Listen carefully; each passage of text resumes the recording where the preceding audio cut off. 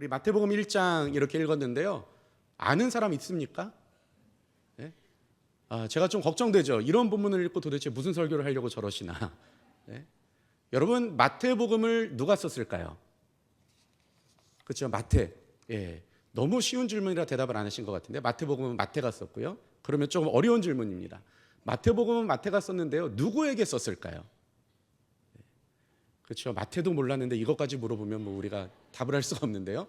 예, 마태복음은 마태가 썼고요. 자기 민족이었던 유대인들에게 쓴 글입니다. 예. 유대인들에게 글을 쓰다 보니까요. 마태복음에는 특징이 있어요. 어떤 특징이 있냐면 구약 인용이 많습니다. 왜냐하면 유대인들은요. 구약을 능통한 사람들이 많고요. 그리고 구약을 하나님의 말씀으로 받아들이거든요. 그래서 마태복음을 읽다 보면요. 이런 표현이 있는데요. 이는 선지자로 이렇게 기록한 바. 그리고 또 이런 말이 있습니다. 혹은 이러한 말씀을 이루려 함이라. 사실 이 모든 이야기들이 구약에 나온 이야기들을 지금 재언급하고 있는 그런 내용이었습니다. 왜냐하면 1차 독자가 바로 유대인이기 때문에 그랬던 거죠. 마태는 지금 자기가 주장하고 싶은 어떤 말이 있는 거예요. 적어도 편지를 썼다고 한다면 그에게 하고 싶은 중심 주제가 있었지 않겠습니까? 그런데요, 자기가 말하고자 하는 이 결론을 이게 지금 같이 이야기하며 도달해야 되는데 사실은요, 이것을 서로 이견이 없는 결론에 도달하기 위해서는 서로가 서로 공통적으로 이것은 맞아 진리야라고 이야기하는 거기서부터 이야기가 시작돼야, 거기서부터 논의가 이렇게 전개가 돼야 결론에 이르러서도 사람들이 받아들일 수 있을 거예요. 그래서 마태복음에는 구약 인용이 꽤 많습니다. 그렇다면 세 번째 질문입니다. 마태복음은 누가 썼을까? 마태가 썼고요. 두 번째, 누구에게 썼을까? 유대인에게 썼고요. 세 번째, 좀 어려운 질문일 수 있는데요. 도대체 왜 마태복음을 썼을까요? 그냥 웃지요. 그렇죠? 그런 것까지 우리한테 물어보냐. 빨리 대답을 해라. 너가 알려줘라. 이제 그렇게 저를 쳐다보고 계시는데요. 마태복음은요. 마태가 글을 썼던 이유가 있습니다. 이것을 어려운 말로 뭐 저장, 목적 이렇게 이야기하는데요. 마태가 유대인들에게 왜 글을 썼냐면 유대인들에게 예수가 진정한 하나님의 아들이다, 예수가 메시아다, 이것을 알려주고 싶었어요. 유대인들은 예수가 메시아가 아니라고 생각했거든요. 유대인들은요, 메시아를 기다리고 있었어요. 그런데 예수만큼은 아니고 정말 이 정치를 잘하고 또 이 전쟁을 잘하는, 그래서 로마로부터 우리를 해방시켜줄 그런 메시아를 기다리고 있었어요. 그런데 마태가 볼 때는요, 진짜 메시아가 오셨거든요. 이 사람들이 눈이 안 열려서 아직 모르고 있는 거예요. 그래서 마태는요, 그들의 눈을 열어주고 싶었던 거예요. 그래서 구약에 이렇게 예언하던 그분이 바로 이분 맞아, 이런 얘기들을 하고 싶었던 거죠. 그래서 마태는요, 마태복음 처음부터 그 자기 민족에게 예수가 메시아라는 것을 알려주기 위해서 심도 있게 정말 고민하며 글을 쓰게 됩니다. 그래서 1장 1절에 이렇게 이야기하는 거예요. 우리 같이 한번 읽어보겠습니다. 자, 시작. 아브라함과 다윗의 자손 예수 그리스도의 계보라. 왜 이렇게 시작합니까? 유대인들은 다 알고 있어요. 뭘 알고 있냐면 이 땅에 하나님께서 메시아를 보내실 텐데 그분은 아브라함과 다윗의 후손으로 태어난다는 사실을 유대인들은 다 알고 있어요. 그래서 마태가 선포하는 거죠. 그들에게 이것 봐라, 예수님이 진짜 아브라함과 다윗의 후손으로 태어났어 라고 이야기하면서 유대인들에게 선포하고 시작하는 거예요. 그리고 족보를 통해서 유대인들 혈통 되게 중요하게 생각하거든요. 그 혈통을 따져보니까 진짜 예수님이 아브라함과 다윗의 후손이다라는 것을 지금 유대인들에게 말하고 있는 거죠. 이 족보를 통해서 만왕의 왕이신 예수 그리스도, 위대하시고 전지전능하신 메시아이신 그분이 정말 이렇게 이 땅에 왔다, 이것을 지금 보여주고 싶은 거예요. 그렇다고 한다면 생각해 보세요. 우리가 거짓말을 할 수는 없지만 그래도 뭔가 대단한 가문, 어마어마한 가문, 그리고 꽤 괜찮은 사람들이 있는 그런 가문의 출신으로 태어났다고 한다면 사람들이 예수님을 더 이렇게 눈여겨보지 않겠습니까? 그저 뭐 어느 가문인지도 모르고 어느 지역인지도 모르고 그냥 대충 그냥 사람들 섞여 사는 그 정도 환경에서 그렇게 태어난 그런 사람 아니라 왕족, 그리고 또 나라를 구한 구국용사, 당대의 의인, 훌륭한 왕, 이런 사람의 후손으로 예수가 태어났다라고 이야기할 수 있다면, 그러면 유대인들이 볼 때는요, 야, 진짜 메시아가 맞겠다라고 생각할 수가 있다라는 거죠. 그냥 어디 저기 버려진 가문에, 정말 형편없는 가문에 난지도 모르게 그리고 언제 어떻게 태어난지도 모르게 그렇게 태어났다고 한다면 여러분 사람들이 눈여겨보지 않을 것 아니겠습니까? 그렇다면 마태가 글을 쓸 때 굉장히 세밀하게 이 족보를 묘사해야 돼요. 좀 언급하지 않아도 될 사람들은 굳이 그렇게 이름을 쓰지 말고, 그리고 대단한 사람들 이름을 쭉 써가는 거죠. 그러다가 예수 그리스도 딱 이름을 써버리면요, 야 진짜 대단하다, 진짜 어마어마한 사람이다, 진짜 우리의 메시아인가 보다 사람들이 알 수 있을 텐데요. 그런데 마태는 그렇게 하지 않습니다. 족보를 보시면요 이런 이야기들이 있어요. 이 족보에 이런 사람들의 이야기가 있다는 것을 굉장히 우리가 아이러니하게 생각할 수도 있는데요. 마태복음 1장 7절 한번 같이 한번 읽어보겠습니다. 자, 시작. 솔로몬은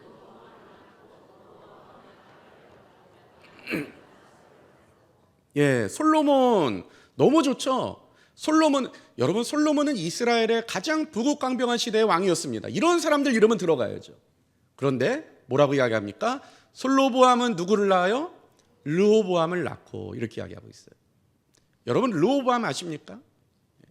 르호보암이 했던 가장 큰 일, 가장 큰 업적이라고 말하기는 그렇지만 가장 이 사람이 했던 놀라운 일, 그게 뭐냐면 나라를 두동강는 거였어요.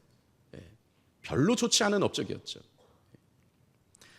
이 사람이 왕이 돼야 되는데요, 아버지가 죽었습니다. 그래서 이 사람이 이제 왕이 될 때가 됐어요. 그런데 많은 이 이스라엘 백성들이 이 르호보암을 찾아왔던 거죠. 그리고 이야기합니다. 백성들이 간청을 하는 거예요. 열왕기상 12장 4절 같이 한번 읽어보겠습니다.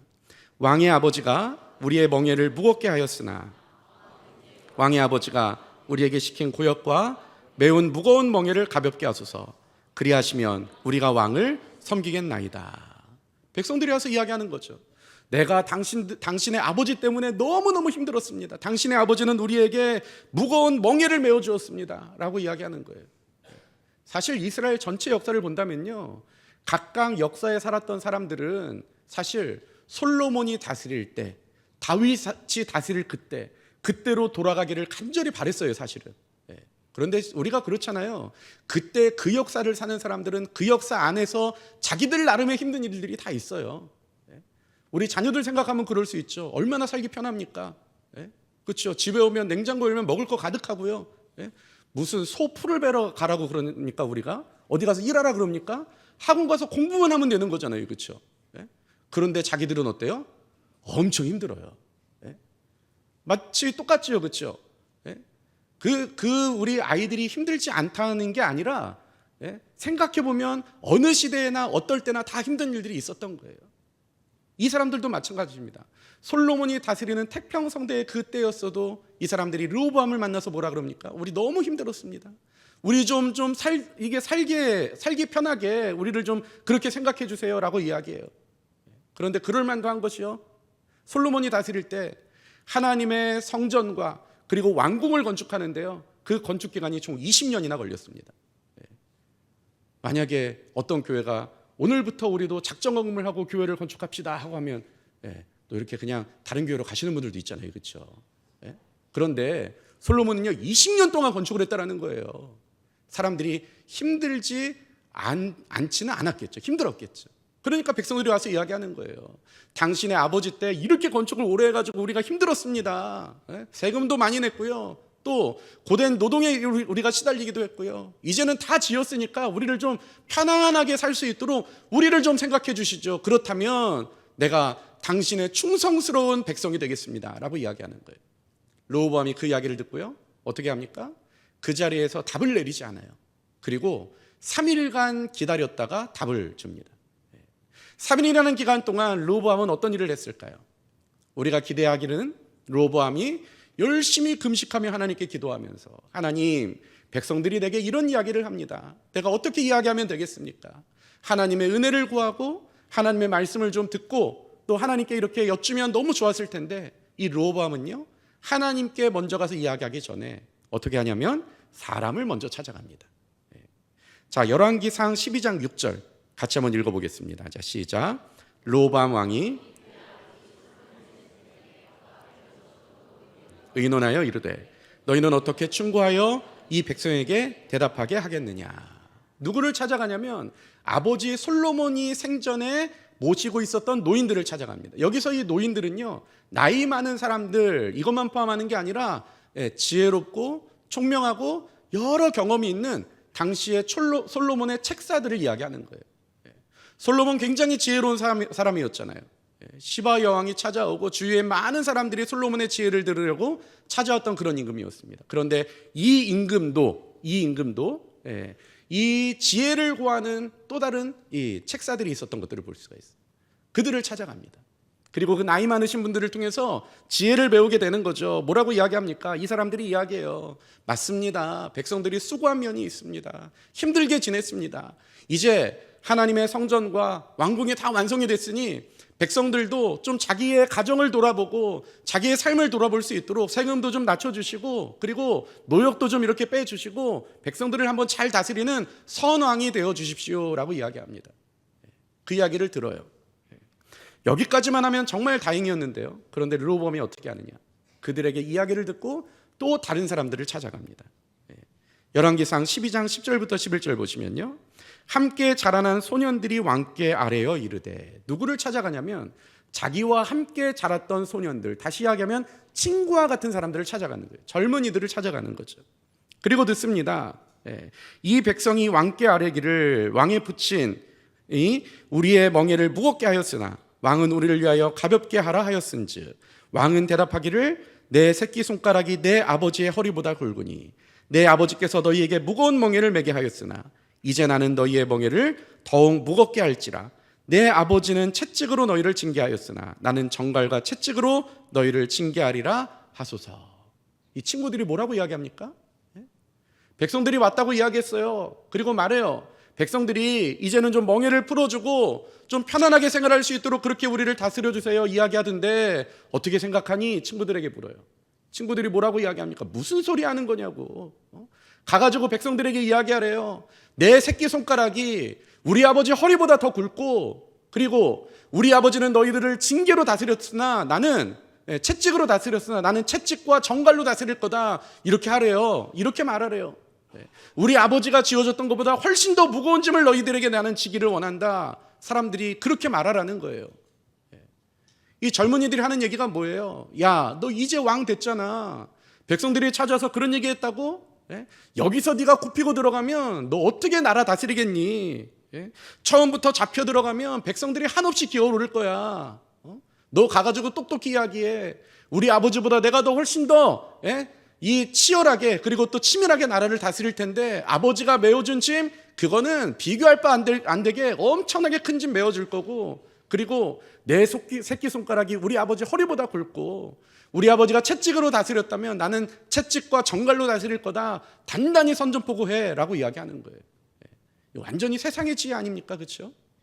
사람들에게 무시당하지 않을 수 있도록, 사람들이 기어오르지 않을 수 있도록 정확하게 그냥 단도리를 단단히 하라는 거예요. 이게 지금 젊은 사람들의 충고였어요. 그런데 이 르호보암이 어떻게 합니까? 자기 친구들의 얘기를 그대로 듣죠. 그리고 그대로 이야기합니다. 백성들이 난리가 난 거예요. 어떤 일이 벌어집니까?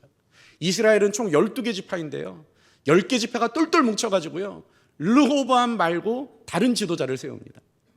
솔로몬이 다스릴 때 이 솔로몬의 내각에서 이 건축을 담당하던 신하였던 여로보암이라는 사람을 찾아가서 그 사람을 임금 삼고 이 10개 지파가 따로 떼어져서 북쪽에 이스라엘이라는 나라를 만들어 버려요. 그리고 이 르호보암은 어떻게 합니까? 2개 지파, 바로 유다와 베냐민 지파 2개만 가지고 남쪽에 남유다라는 나라를 만들어 버리죠. 이렇게 태어난 것이 바로 남유다라는 나라였습니다.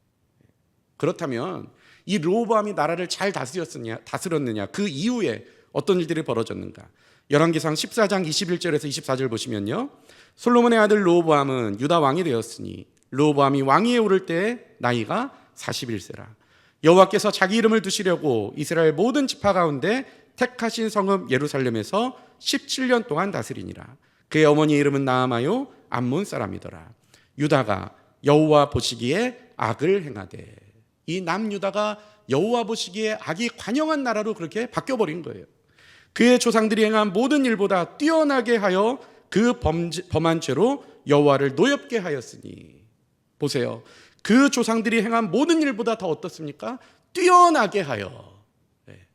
다시 이야기하면 조상들이 지었던 죄보다 훨씬 더 뛰어나게, 훨씬 더 창의적으로, 훨씬 더 완벽하게 죄를 지어가고 있었던 게 바로 남유다의 모습이라는 거죠. 그래서 여호와의 노를 샀습니다.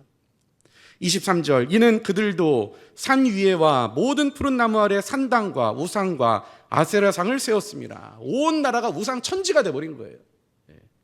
24절, 그 땅에 또 남색하는 자가 있었고, 무슨 말입니까? 이게 동성애로 완전히 나라가 그냥 물들어 있었다는 거죠. 여호와께서 이스라엘 자손 앞에서 쫓아내신 국민의 모든 가증한 일을 무리가 본받아 행하였느니라. 이스라엘 백성들이 가나안 땅에 들어올 때, 그때 가나안 땅에 살고 있었던 그 사람들, 여호와께서 다 쫓아내시고 다 죽이셨는데요, 그들이 살았던 그 죄악된 모습을 그대로 본받아서 그렇게 살아가고 있었다. 이게 지금 남유다의 모습이라는 거죠. 여러분, 르호보암 어떻습니까? 하나님보다 사람들의 말을 더 좋아했고요. 그리고 또 나라를 다스리는데 온통 나라를 그냥 죄악된 나라로 다 완전히 그렇게 만들어버렸어요. 온 나라에 그냥 우상 숭배가 편만하게 그냥 이렇게 돼버렸고요. 또 남색하는 자들, 무슨 말입니까? 동성애가 편만하게 그냥 이렇게 충만해져 있는 그런 상황이었어요.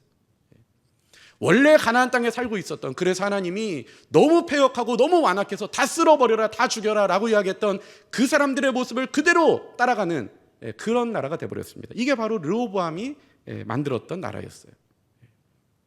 마태가 자기 백성들에게, 유대인들에게 예수님이 메시아야, 예수님이 왕이야, 예수님이 존귀하신 우리의 아버지야 라고 소개하기 위해서 그분의 조상을 언급한다면, 여러분, 르호보암 같은 사람은 사실 이 논의에 어울리는 사람은 아니었습니다.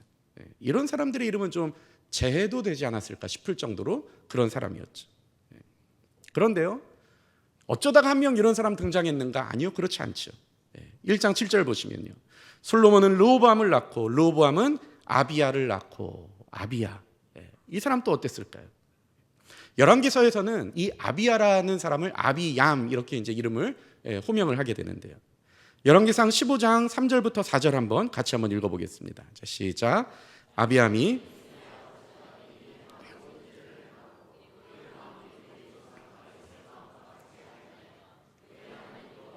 온전하지 못하였으나 그의 하나님 여호와께서 다윗을 위하여 예루살렘에서 그에게 등불을 주시되 그의 아들을 세워 뒤를 잇게 하사 예루살렘을 견고하게 하셨으니. 보시면요, 3절, 아비암이 그 아버지가 이미 행한 모든 죄를 그대로 따라서 행해요.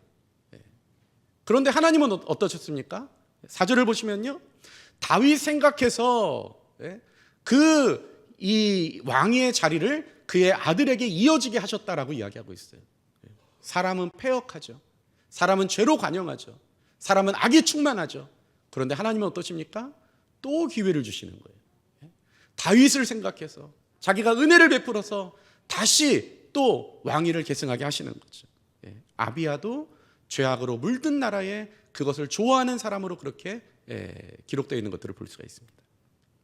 또 보시면요, 마태복음 1장 10절, 히스기야는 므낫세를 낳고 므낫세는 아몬을 낳고 아몬은 요시아를 낳고. 여기서 말하는 이 므낫세, 이 사람은 어떻습니까?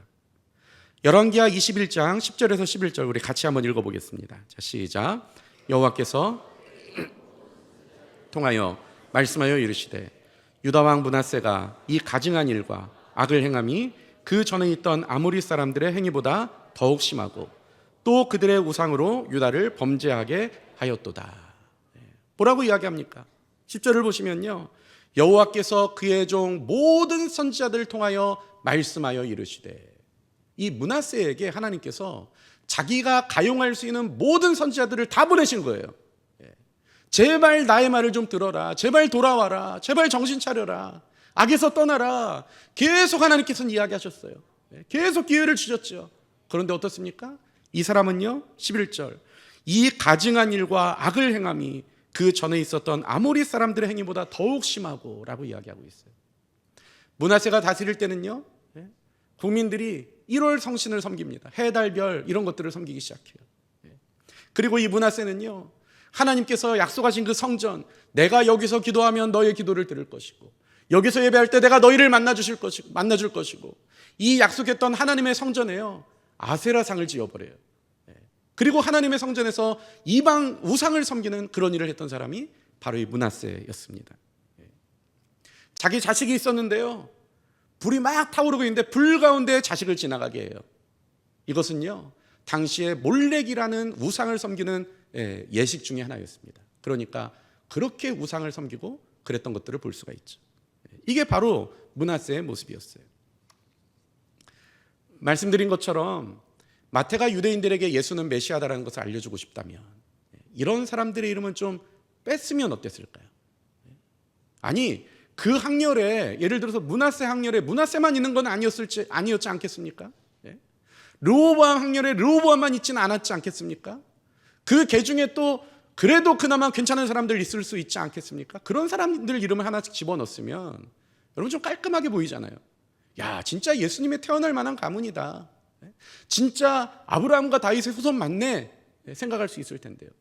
유대인들은 이 족보를 쭉 읽으면서 그때 그 기억들을 다시 리마인드 할 거예요. 그런데 하나님은 왜 이런 식으로 성경을 기록하셨을까요? 하나님은 역사를 그대로 그냥 우리에게 펼쳐놓으셨어요. 하나님이 선택한 백성이었고 하나님이 선택한 가문이었지만 그럼에도 불구하고 그 가문의 역사에 오롯이 인간의 모든 더러운 죄악된 모습들이 다 그대로 펼쳐져 있어요. 우상 숭배하고 하나님 떠나고 동성연애하고 그리고 또 하나님의 성전에 심지어는 이방 신상을 세워놓고요. 이런 모든 일들을 지금 다 하나님께서 그대로 정확하게 다 기록하고 계시다라는 거죠. 인간의 역사 속에 자주 드러나는 그 나쁜 악한 일들, 그리고 인간의 실패, 실수, 악의적인 반역, 이런 것들을 그대로 여과 없이 다 표현하고 계십니다. 인간의 역사는 항상 그래왔어요. 항상 자기중심적이고 하나님 말고 세상과 부와 권력과 명예를 쫓아가고 항상 그런 것들을 따라가며 하나님은 항상 뒷전이었죠. 이게 바로 인류의 역사였어요. 그렇다면 이 인류의 역사에 우리의 희망을 찾을 수 있는 곳이 도대체 어디에 있겠습니까? 희망이 안 보인다라고 밖에 말할 수가 없죠. 스스로 깨끗하여지고 스스로 옳게 되고 스스로 경건하게 돼서 우리가 스스로 하나님께 이룰 수 있는 존재라는 것을 족보가 보여줬다면, 그렇다면 여러분 이 땅에 예수께서 오실 이유가 없었던 거예요. 하나님은 항상 우리를 선대해 주셨고 항상 우리 편이 되어 주셨고 다시 기회 주셨고, 하지만 인간은 어떻습니까? 그 하나님의 호의를 등에 업고 여전히 패역하고 여전히 죄악 중에 거하고 여전히 나 중심적이면서 하나님은 뒷전에 밀어놓는, 그게 바로 인간의 모습이었다라는 거죠. 이 수많은 인간의 역사를 통해서 우리가 발견할 수 있는 것은 이제 우리에게는 희망이 없고 우리에게는 방법이 없다라는 것을 발견할 수밖에 없다라는 겁니다. 다시 기회를 주시면 어떨까요? 아니요, 이미 기회는 수없이 많이 주셨어요. 하나님이 다시 우리를 선대해 주시면 어땠을까요? 아니요, 수없이 많은 시간 동안 하나님은 그렇게 하셨어요. 다윗을 생각해서라도, 장차 오실 메시아를 생각해서라도 계속 그들을 붙들고 계셨으며 계속 그들의 하나님이 되어주셨어요. 그런데 하나님이 참아주시니까 인간은 어떻습니까? 계속 제약된 행동으로 나아가게 됐던 거예요. 이제 방법은 하나밖에 없어요. 하나님, 인간에게서는 희망이 보이지 않습니다. 하나님, 인간에서는 아무런 소망이 없습니다. 인간 편에서 항복하는 것밖에 없어요. 그리고 우리에게는 유일하게 있는 방법 중에 하나가 있다면 그것은 뭡니까? 나는 가능성이 없고 우리의 역사에, 나의 삶에, 이런 더럽고 패역한 인간의 역사에 그분이 오시는 것밖에 방법이 없다라는 거예요. 그래서 예수께서 이 인간의 역사에 친히 찾아오시게 됐던 거죠. 마태는 각색된 역사, 취사 선택한 역사가 아니라 실제 역사를 우리에게 보여줍니다. 죄가 난무하고 패역하고 하나님을 떠나고 자기가 주인 노릇하고 자기의 본성대로 살아가는 그 인간의 모습, 이게 바로 인류가 걸어온 길이에요. 인류만 그렇습니까? 저와 여러분들도 똑같은 삶을 살아가고 있죠. 이 사실을 적나라하게 지금 족보를 통해서 보여주고 있는 거예요. 그리고 이 패역한 역사 속에, 이 더러운 역사 속에, 누구도 거들떠보고 싶지 않은 이 더럽고 추악한 역사 속에 지금 예수께서 강림하셨음을 이야기하고 있는 겁니다. 왜요? 이 방법 외에는 길이 없기 때문에 그렇게 하신 거예요. 부끄러운 이름을 빼고 그래도 보암직한 이름, 제대로 살았던 사람들의 이름, 그런 사람들 다 기록해 놓은 그런 족보에 예수님께서 오셨다면, 여러분 그런 예수님이라면 아마 저와 여러분 같은 사람들을 만나주지 않아 주셨을 것입니다. 그런데 하나님은요, 고의적으로 이 패역한 땅에 오셨고, 더러운 역사를 아심에도 불구하고 그 현장에 오셨고, 죄와 악이 관영한 그 현실을 피하지 않으시고 일부러 고의적으로 선택해서 그 역사 가운데 오셨던 거예요. 왜 그렇습니까? 그렇게 패역한 삶을 살아가는 것이 바로 자기의 백성이고, 자기가 약속한 바가 있으시기 때문에 그렇게 하셨던 거죠. 이것이 우리에게도 큰 은혜가 되는 것입니다. 나도 이 인간의 범주 안에서 똑같이 죄 지으며 죄로 물들어서 그렇게 살아가고 있지 않습니까? 주위에서 나 같은 사람 말고 진짜 선한 사람만 만나주신 주님이시라면 나는 소망이 없어요. 그런데 오늘 이 족보가 보여주고 있는 것은요, 그 인간의 삶의 현장, 그 완악하고 패역한 그 현장에 그대로 주님께서 오셨다라는 거죠. 그렇다면, 그런 주님이라면 우리 같은 사람들도 만나주시는 하나님이신 것을 우리가 알 수 있다는 것입니다. 사랑하는 여러분, 우리 인생이 엉켜있고 우리의 과거가 너무 부끄럽고 우리의 신앙이 너무 연약해 보여도 우리가 절망할 필요가 없는 것은요, 바로 그 자리에, 그 역사에, 그 현실에 우리 주께서 찾아오신다는 것입니다. 한 주간 우리가 성탄을 묵상하며 이렇게 보내게 되는데요, 오늘 본문을 기억하시면서 이 땅에 오신 예수 그리스도, 우리는 그저 그냥 어떤 성탄의 기쁨에 취해서 그 예수를 바라볼 수 있을지는 모르겠으나, 그분은요, 가장 패역한 땅, 가장 죄가 관영한 곳, 그리고 가장 실수 많은 그 인간의 역사에 스스로 낮아진 몸으로 이 땅에 오셨던 분이셨어요. 그 하나님을 다시 한번 기억하며 내 심령에도 하나님, 패역한 우리의 삶에도 예수 그리스도만이 유일한 희망이 되십니다 고백할 수 있는 저와 여러분들이 될 수 있기를 간절히 바랍니다.